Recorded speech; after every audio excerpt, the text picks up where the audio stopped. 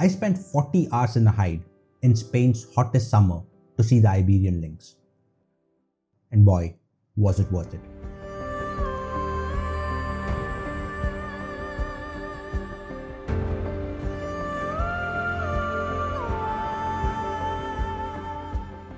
This is the first video in my series from Europe. It means the world to me that you're watching it. Thank you. I'll be sharing more stories about Europe's incredible wildlife in the coming weeks. Do subscribe to my channel to follow along.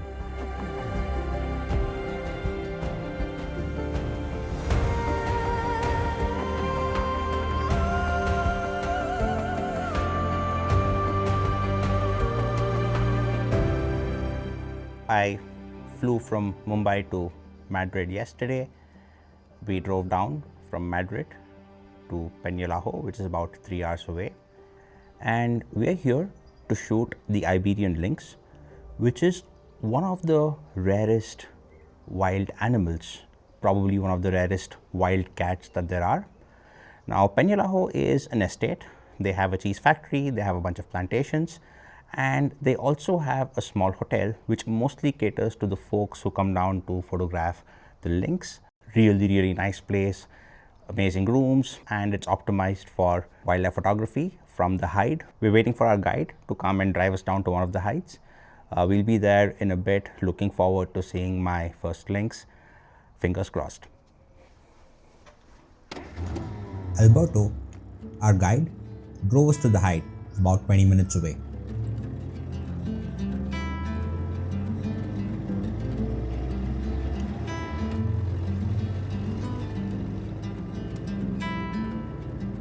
This hide was for 8 people. A hide is a small room in the wilderness with a glass window facing a pond that animals and birds visit. We settle into the hide as quickly and as quietly as we can, while a guide cleans the glass from the outside. The guide then drives away.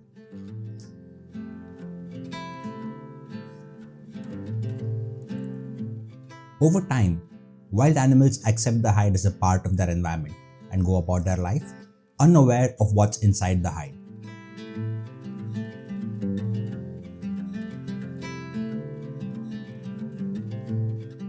It was 35 degrees at 6 p.m. when we left, and this hide had been baking all day in the sun. It doesn't have a lot of air ventilation because the smell can be a deterrent to wildlife. It did have electric fans though, which made it a tad tolerable. Photography-wise, the hide is brilliant. There's a small rack in front for memory cards and batteries and whatnot, and enough space for a large tripod. The reflective glass is so good that animals even came within a few inches of it and checked out their own reflection from time to time.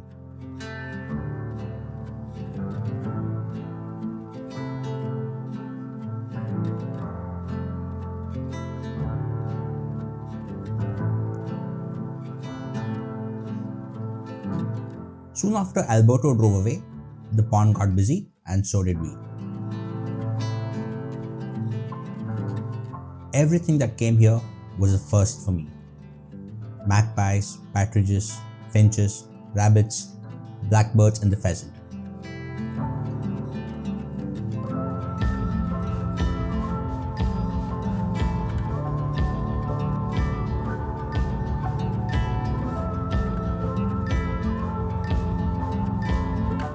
The sunset would be in front of us here, perfect for the golden hour.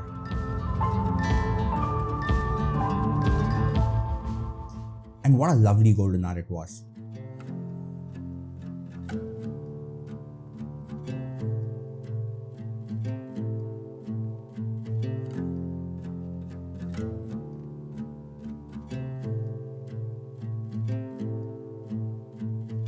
Around 8:30 p.m., the sun started going down. The background started getting more golden by the minute. It was one of the best settings for photos if anything showed up to water.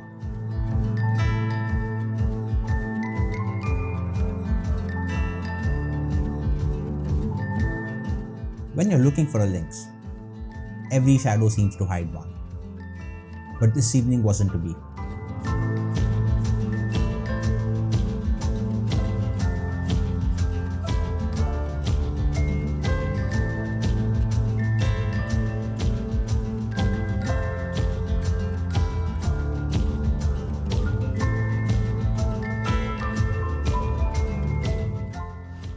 it's about 10 p.m. now, even though it's quite bright outside. We were in the hike from 6 to 10, and it was quite brilliant. Like everything we saw is something we saw the first time. So we got to see a number of birds, a number of finches, pigeons, doves, and some partridges. So all great, but no lynx. We'll be back to a hike, may not be this one, but another one early in the morning tomorrow. And I wonder how much sleep we'll get, given that it's 10 now. Go back to the hotel, put equipment on charge, wind down a bit, and then be up and about tomorrow in time for the next hike session. Let's see how it pans out.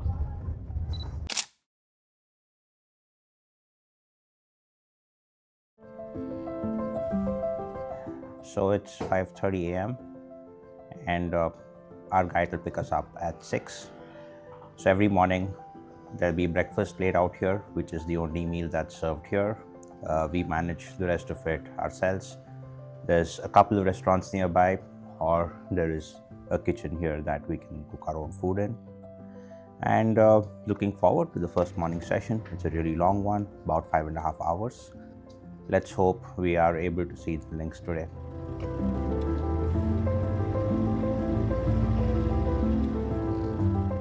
This morning, we came to a different hide, a 2-person hide with a much smaller window. We were inside the hide well before sunrise.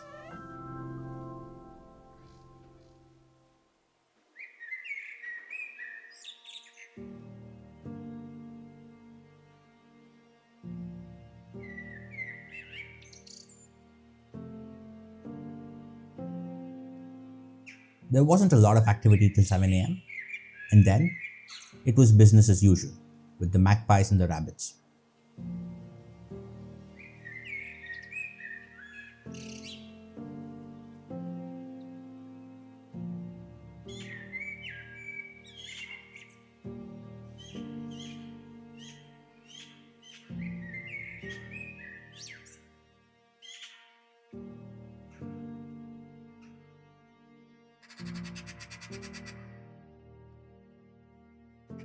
Till all of a sudden, the magpies started calling differently. Everyone was alert.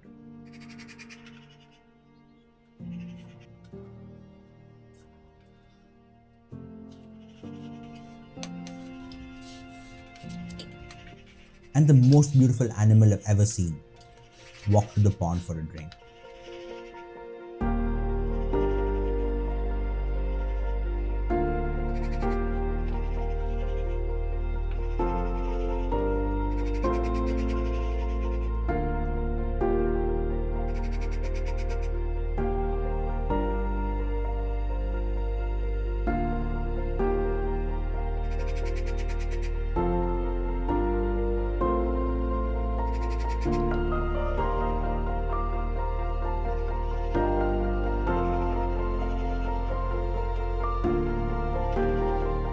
Something caught his attention mid-ring, and he went away to investigate.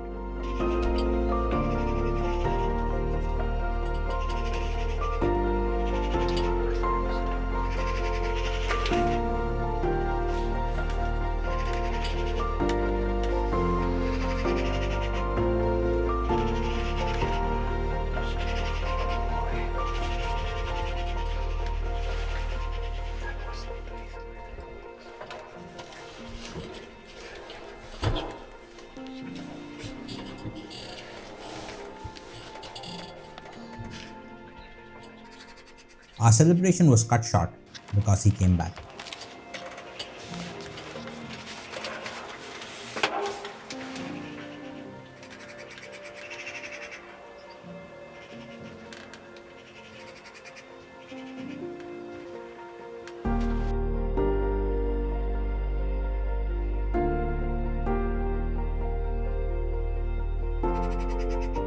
The hardest part about photographing a lynx, and maybe a lot of wildlife, is not being able to put your camera down to look at it. I'm torn between wanting to see an animal properly and making its photos.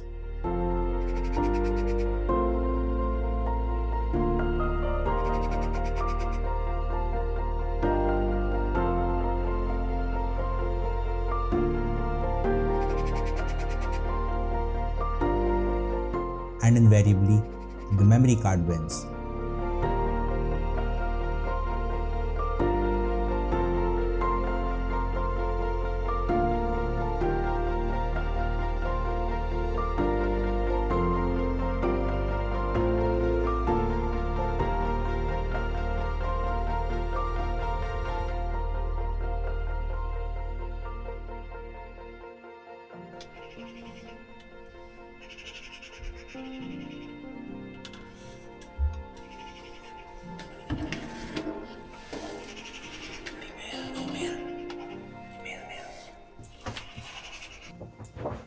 So we saw lynx, and it was a beautiful, beautiful setting.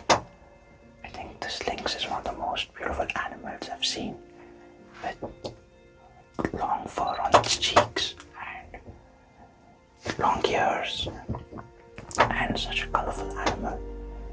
And we saw it in the great setting with bright shades of yellow and green in the background. But overall, some great shots of the lynx and some great footage.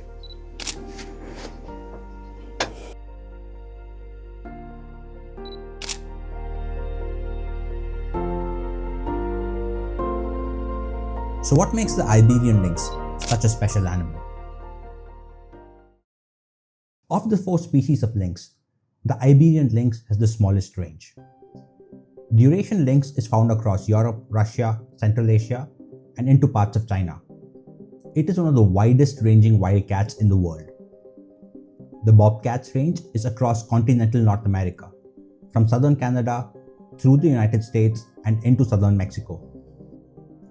The Canada lynx is found in Alaska, Canada, and the northern United States. The Iberian lynx is found only in the Iberian Peninsula, a tiny fraction of the geographical range as compared to the others in its genus. And within the Iberian Peninsula, which is largely Spain and Portugal, a 2002 census revealed a lynx population of less than 100 individuals in just 2 separate pockets. In Portugal, it was extinct in the wild. Soon after, a plan for captive breeding and wild reintroduction of the Iberian lynx was put in place. This was meant to be a fail-safe if something went wrong with the really small wild population while planning for wild reintroductions in the long term. The first captive breeding center was set up at Huelva, Spain. There are 3 more such captive breeding centers at the moment, including one at Portugal and 2 others in Spain. In 2010, the first captive bred lynx was released into the wild near Jaén. Since then, reintroduction continued at a number of places, including Penajalo and the neighboring Alberto, which are privately held lands. Thanks to this initiative, Iberian lynxes are back. In 2022, IUCN estimated 648 mature individuals. In 2023, the population exceeded 2,000 animals, including 403 captive bred lynxes in the wild. The latest census in 2025 estimates 2,600 individuals with 424 captive releases. The IUCN protection status of the lynx also changed from critically endangered to vulnerable. The most heartening part of the story for me is how much the population has grown without our interference, with captive bred lynxes being only 424 of a total of 2,600. It's about 5:40 now, and we're going to head out. We should be waiting outside, but it is so hot. It's about 38 outside, and it's going to be 38 for maybe the first half hour to 40 minutes that we are in the hide. And we're hoping that because it's so hot, the lynxes are tempted to come to the water. And from what I saw of the evening sessions, even though the session is shorter, it's only 4 hours compared to the morning ones where we like about 5.5 hours at the hide. The photography time in the evening session is longer. We see that while the light's harsh once we get there, it starts getting better and better and better through the evening. And around 9 o'clock, it's actually very good light for photography. And hopefully we'll have good evening light, and hopefully the lynxes will show up too. Let's see how it pans out after this morning session where we saw such a beautiful lynx in such gorgeous light. I'm really excited for what else we can see. So yeah, let's see what we get to see.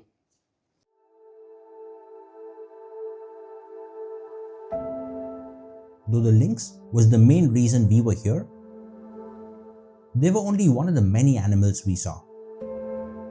Our sessions at the hides were busy. I was going through memory cards like potato chips.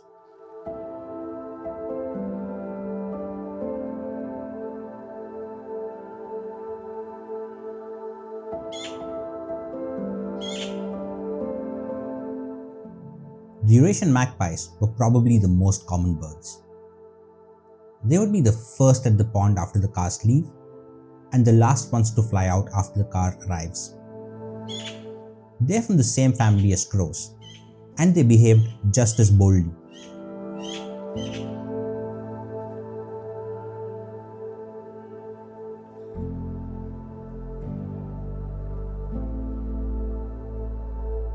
When we were there in June, it seemed like young magpies had just graduated from their nests and were learning the ways of the wild.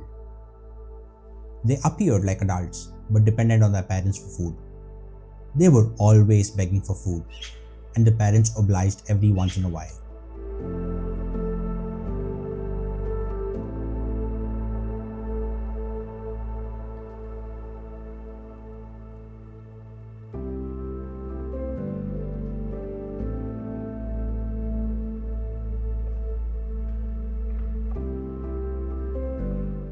Everyone else made way for them at the waterhole or paid the price. Rabbits were their favorite victim.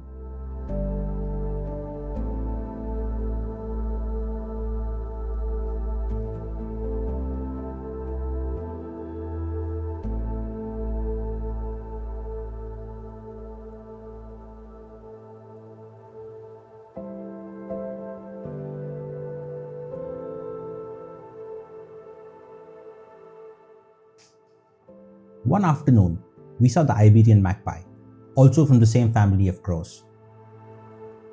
It is found only in the Iberian Peninsula. It is much smaller than the Eurasian magpie and more colorful.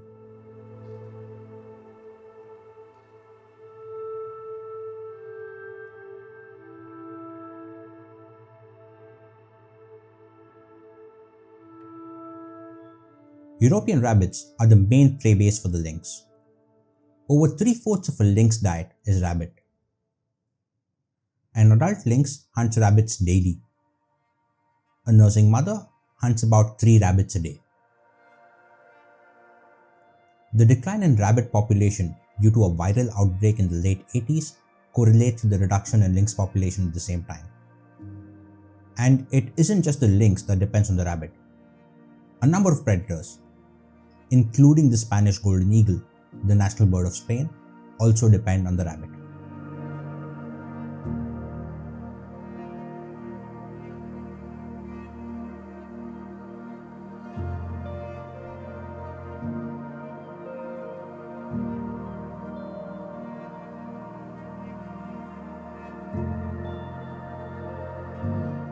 The red-necked partridge was also common. It is a popular game bird in Spain, native to the Iberian Peninsula and Western Europe.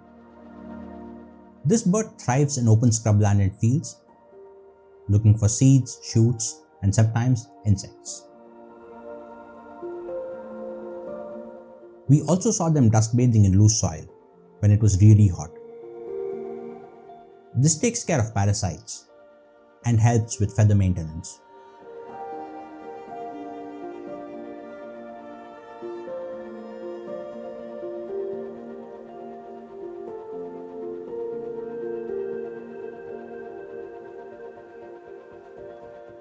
We saw large broods of chicks too, some less than a week old.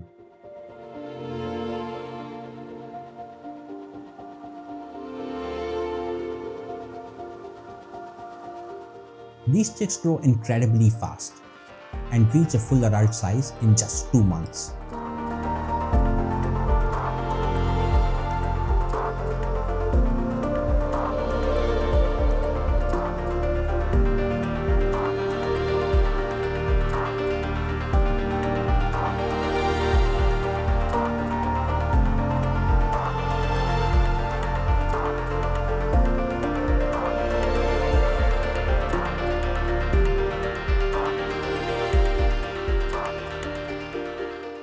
One of the hides we went to also had an ocellated lizard that frequented the waterhole. This lizard is native to the Iberian Peninsula and is one of the largest lizards in Europe.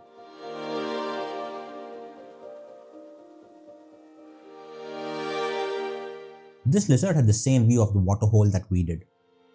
His home was a burrow just in front of the glass.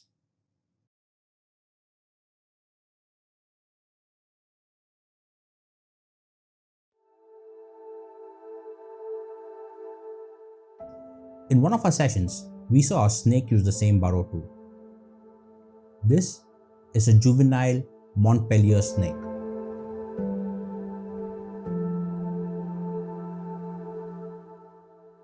After it made itself visible, crested larks escorted it out of sight.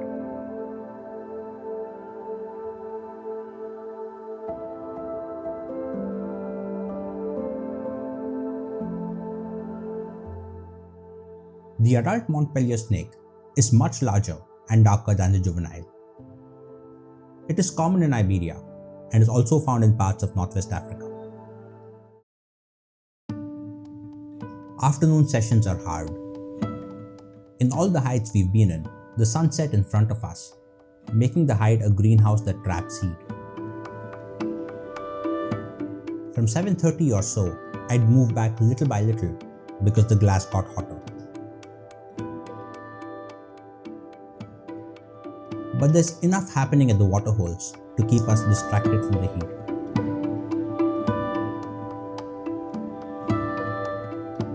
Some birds are queuing up for a bath in the water.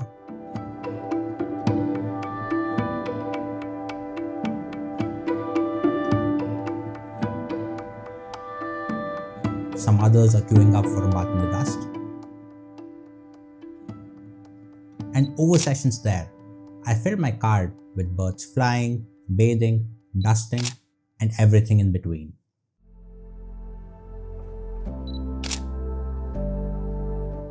The most beautiful bird I saw there was the common pheasant. This bird is not native. It was introduced to Europe to be a game bird and is now widespread, including the Iberian Peninsula. It is one of the most hunted birds in the world.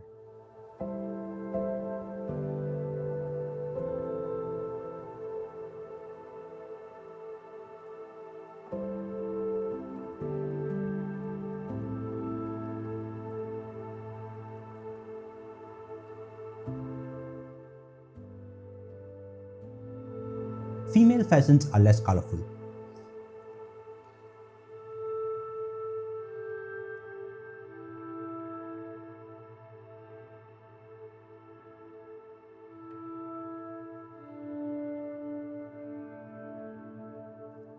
The reflecting glass bothered the male pheasant more than it did any other bird.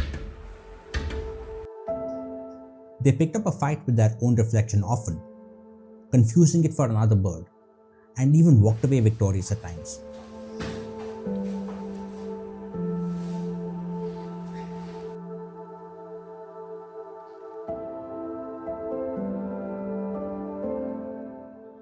One morning, the little owl visited the hide. This was the only owl we saw.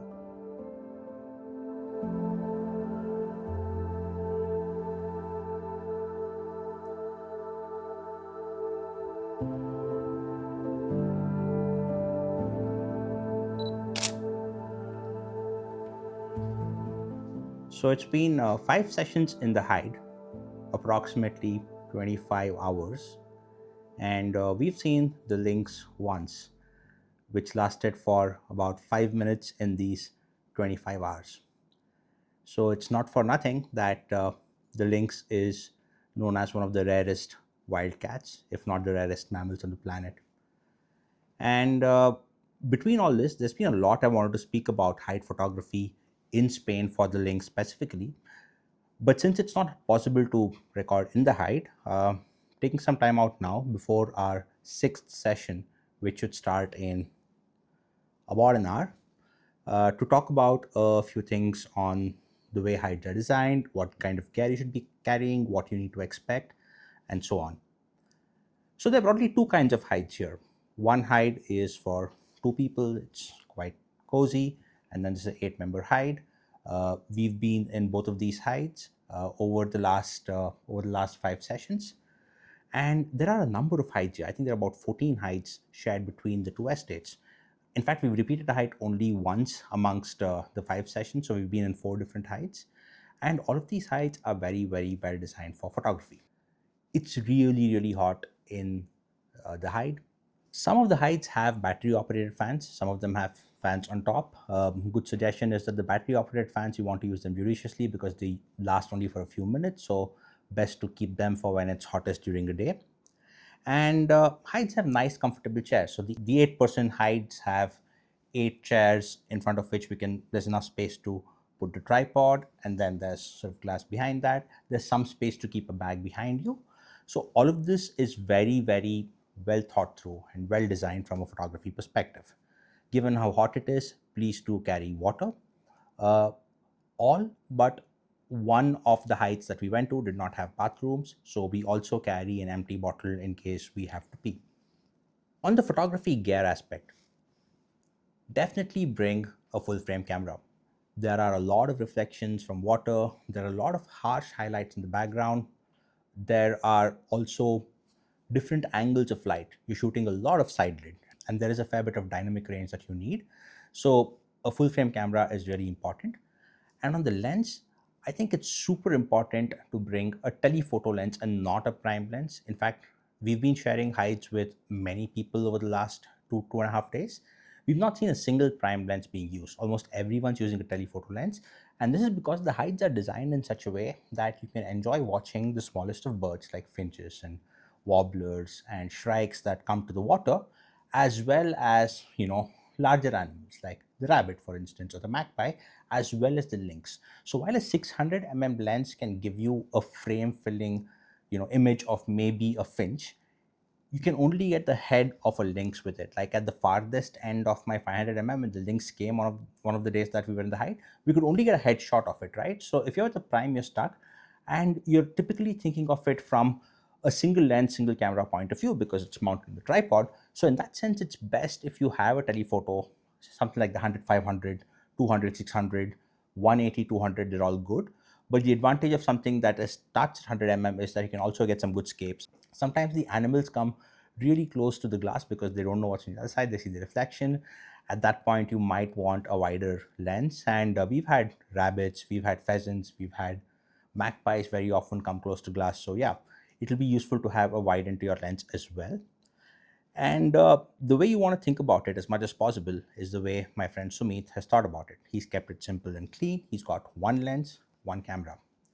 And that makes your thinking in terms of photography also easier in terms of what perspectives you can get. I am at the other end of the spectrum where my photography thinking has been a little bit complicated and maybe clumsy.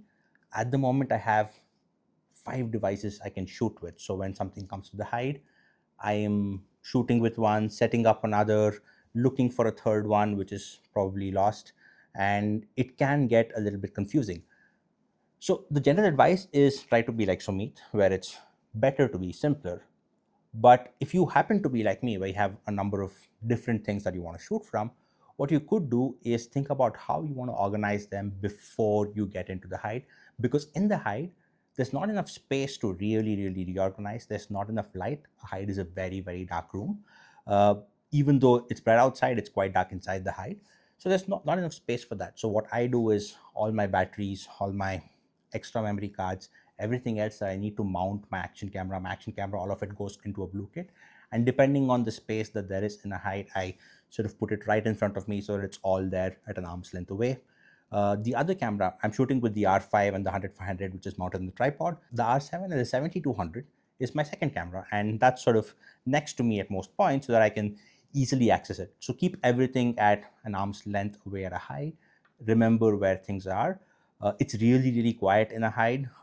You can hear each other's stomachs rumbling, so you don't want to be the person fidgeting too much and pulling out something from your camera bag and so on and so forth. It can get quite noisy, and they have told us so many times the importance of staying absolutely silent at a height to be able to get good sighting. So that's that on gear overall. Now, the third thing I want to talk about is the height of the tripod. Most hides are designed in such a way that the glass begins at the ground level. So it is possible for you to, if you so think about it, to be greedy and set up your camera at absolutely the ground level, because as greedy wildlife photographers, we think that the eye level, absolute ground level, gives us the really best bokeh in the background. So the way I recommend that you think about it is go there and try out a few angles. The lowest angle may not necessarily be the best. There is a good angle where you're able to get some level of water in the pond, a good part of the reflection, and some amount, and obviously a good background as well. So think about what height works for you. I've made a few mistakes in one or two of my sessions where the camera has been so low that the animal's foot is getting cut off in the foreground, and that's not desirable. And also remember that in order to get reflections, you probably want to have your camera as high as possible looking down. If you were to optimize only for that, that's one way to go about it. But the other way of doing it is just unmounting your camera from the tripod at that point of time and then using it to, make the angle that you need. And it's really important to think about the camera, even though it's on a tripod, not as something that's fixed and stationary. You're using it more to make your life easier in terms of not having to hold it here all the time. But if there are angles that you can create, if there is a better angle, either by going lower or by going higher, just remember that it's easier to just pull out your camera from the tripod, move it up or down, and get the shots that you have to make. The one thing I've had a little bit of problem with is memory card and battery management. I had grossly underestimated the amount of memory I might need on this trip, because I thought we're at a height for a lynx is going to show up. Every now and then some birds are going to show up, and I'll make a few shots, I'll make a few videos, and what I have is good enough for the entire trip. And I'm doing another few height sessions after this in Slovenia. So I thought for all of it, I'm carrying about 1.5 TB worth in many cards that I have. And that was not the best way to go about it, because what I realized is that there's something or the other always happening at a height, and there's a lot of birds coming in, there's light changing throughout, and the heights themselves are very different. So if you were to make a shot of a partridge at one height, you might get a completely different background, a completely different habitat, and a completely different feel at another height. And what happens through the course of the 5 hours at a height is that our shots keep getting better and better, because the first shot you make of partridge at the height may not be your best. It might be the 8th shot, but there is no way to get your 8th shot before burning through the first 7 shots in your memory. So there is a learning curve within each height. So think about bringing all the memory you can. Think of getting a laptop along with hard disks if you had to make transfers. This place is really nice. You can easily set your laptop on transfers here. And on batteries, I'm carrying 2 batteries for every camera, one I'm using and a spare one. There hasn't been a session really where we have exhausted 2 batteries in each camera, but I feel that if we had to get a longish link sighting, it's possible. So here we are optimizing for good sighting. So I think 2 batteries plus a little bit per session is something that you would feel good and comfortable with for each session. Now for the photography settings inside a hide, right? Like I mentioned, there's a reflective glass between you and the subject. I don't think that reduces any stops of light, but I think it might change the nature of light a little bit, especially towards evening. So if you're on sunny, it's likely to look a little more warm. So just think about the white balance setting inside the camera, because you're shooting through glass. But that apart, the glass is fabulous. I've not been able to tell when I look at my shots that it's been shot with the glass in between, and it's really helpful because animals come really close. Now on the settings front, you want to think of broadly 2 groups of settings. One setting is where your shutter speed is really high, about 1/8,000th of a second, because there's birds in water, they're splashing around, they're jumping from water, flying out, all of good action. So you want to optimize this for a very high shutter speed, and alongside it also for the highest number of bursts your camera can allow for, also for pre-capture and so on and so forth. The other setting that you want to optimize for is something where you're not using your bursts as rapidly, and for that setting I'm on the aperture priority, where my aperture is at its widest. Could be early in the morning, could be a little late in the evening when the light's not enough. I'm not worried too much about action shots. I just want sort of as much of light the camera can capture. And on this one, I have not put it, for example, on burst because I want to conserve memory. Yeah, so broadly two groups of settings for me. One on a shutter speed of about 1/8000, the other one at aperture priority. I've done a video about the way you want to think about your settings before you head towards a game drive or a session in the field. Do have a look at that. A lot more in detail about how this can be managed. And then there's the last bit about which hides and hide selection. Every single hide we've gone to has had something unique. Like the hide we went to last evening, the golden light and the evening light was stellar.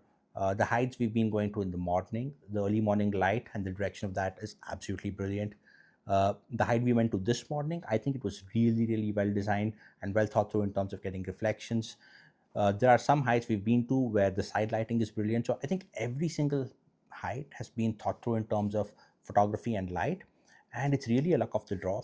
But that being said, I think these are average chances, at least from what we've seen, for the sightings of lynx here, which is one sighting every 3 or 4 sessions that you do. We've had people spend 2 days not see a lynx. By 2 days, they've done 4 sessions. We've had another group with us who's done exactly the same number of sessions as us. They've also seen the lynx once at another hide. So yeah, it is one of the rarest animals in the world. And even though we are at a place that is very well known for how good the sightings here are, even here it is very, very rare. So looking forward to our next session, hoping that we'll get to see one.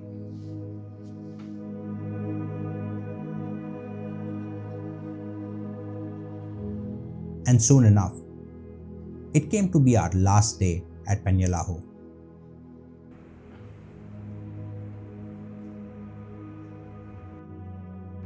Our last morning session. 7th session overall. Fingers crossed. 2 of us in a 8-person hide. We have the hide to ourselves. Hopefully the lynx shows up. At this point, we'd done 30 hours inside a hide and seen the lynx once.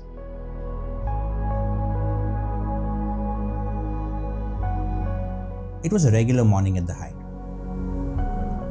A pheasant came to inspect his own reflection. But he did not fight.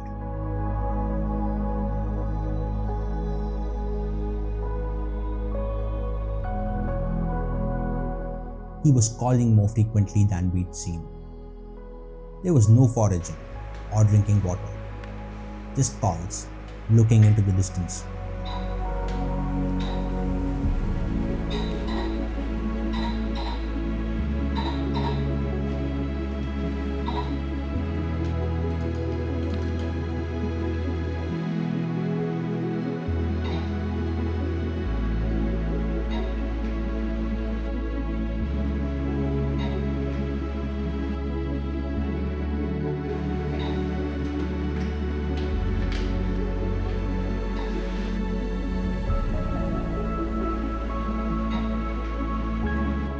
It is hard to tell hope and expectation apart in the wild, because when you're looking for a lynx, you believe that every sign in the wild is about the lynx being around or not.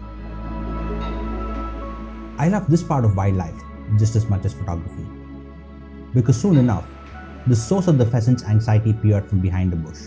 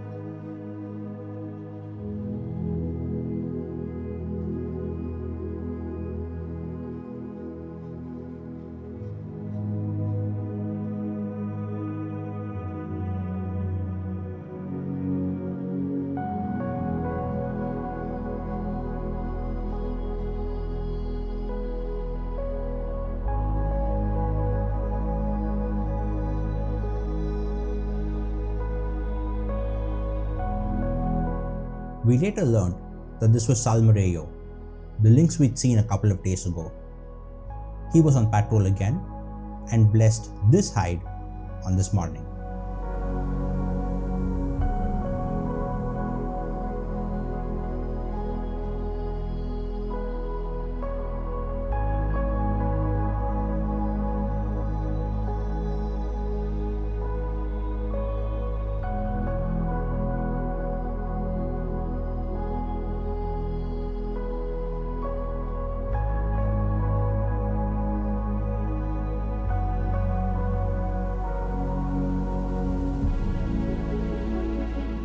After having his fill, Salmorejo walked up to a bush nearby.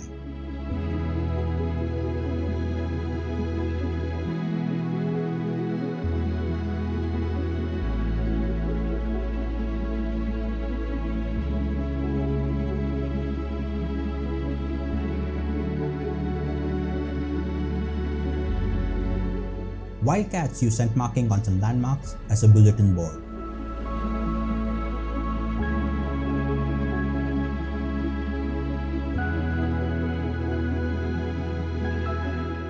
Salmorejo took time to absorb all the messages on the board, left one of his own, and walked away.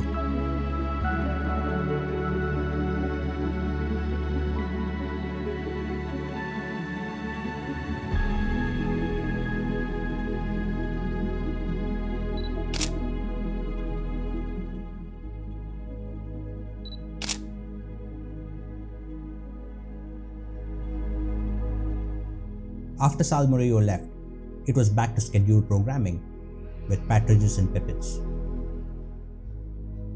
It was a really hot day and the activity slowly died down.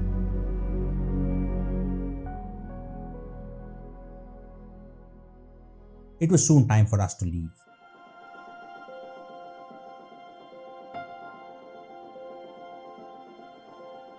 Our cameras were still on our tripods, but mentally, we switched off.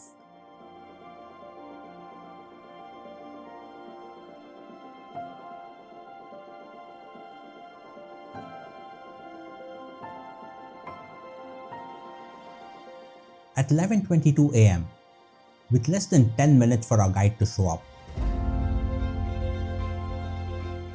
a second lynx walked in from behind the hide and went straight for the water. I fumbled with my gear till I had my long lens focused on her.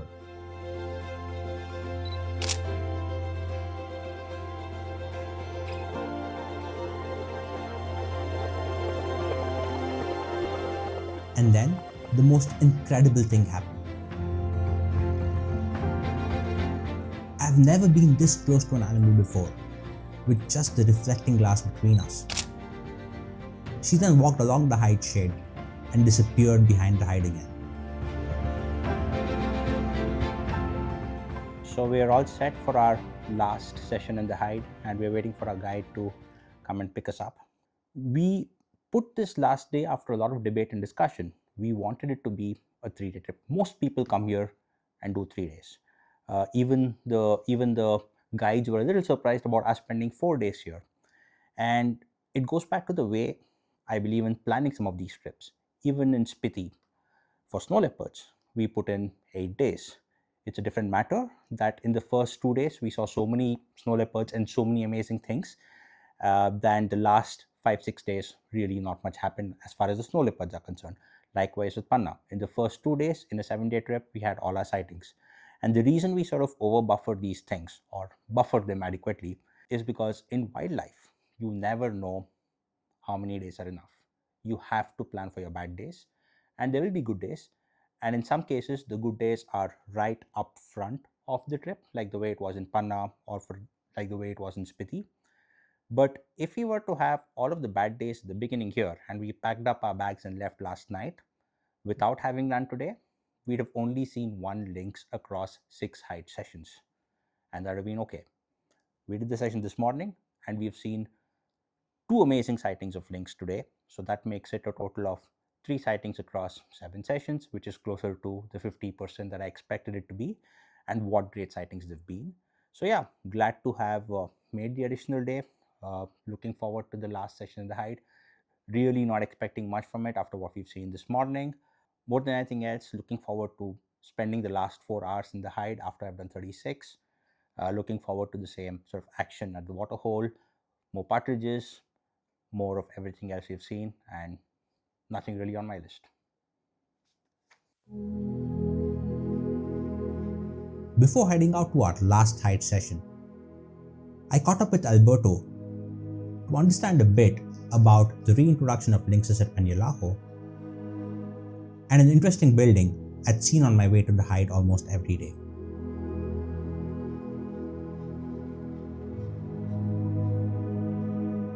Aquí en la finca Penajalo, los primeros linces empezaron a entrar en una finca, venían de una finca de aquí de los alrededores que hacían una introducción de ejemplares con el proyecto Life cuando estaban en peligro de extinción y bueno, pues se quedó la primera pareja aquí, de la cual ya empezaron teniendo 5 cachorros. Su nombre de la hembra se llamaba Mesta, de las cuales ahora siguen aquí con nosotros. Tenemos a Odrina y a Queen, que son madres nodrizas. Y bueno, pues son las más territoriales y las más visitadas aquí en la finca por nuestros clientes, a hacer la fotografía en los escondites que tenemos para ellos. Algún lince de los que tenemos aquí no son familiares, pero la mayoría son madres e hijos, abuelos, son los que más o menos vienen del mismo árbol genealógico. Aquí dentro de la finca contamos con un pajarro, que es una tina antigua de ovejas, que antiguamente pues se llevaban allí las ovejas, de la cual a día de hoy pues está visitada por dos hembras de lince que han cogido cobijo allí. Está lo que es el almacén lleno de alpacas de paja y están al lado del frío y de la calor y se ven cómodas ahí para criar todos los años en estas fechas. Our last session had the most spectacular sunset and all the usual suspects, but no lynxes.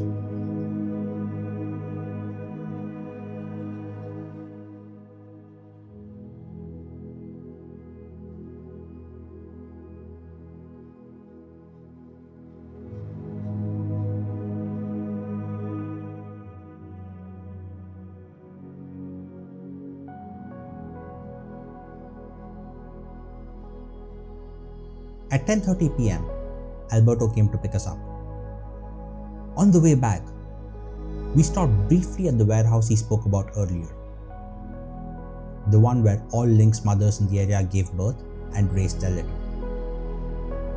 And on its window sat Delia, the same lynx we'd seen earlier this morning.